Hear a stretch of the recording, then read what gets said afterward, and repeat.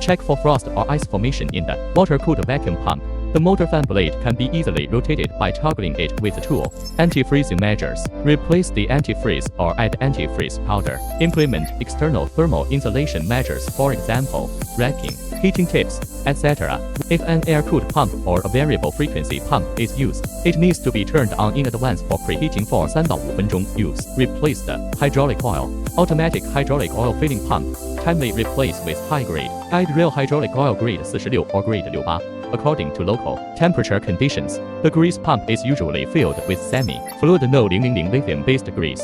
Operating temperature range 零下25摄氏度 to 180摄氏度. When operating in an environment below 0摄氏度, the equipment needs to be preheated in advance by running it. Check if there is any water freezing in the air pipe. If any is found, it needs to be thawed in a timely manner. Preventive measures. Increase the frequency of draining water from the air tank and secondary filter. All the above items are normal. Power on and start the equipment. First, turn on the vacuum pump and let it run for about 5 use. Check if the oil-water separator is leaking air. It is recommended to click to operate each cylinder individually about 10 times in manual mode. Then, in the common bias, please input 24 the z-coordinate position.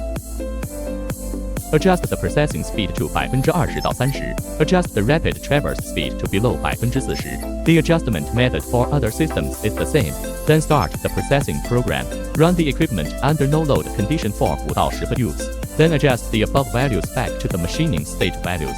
Normal machining operation.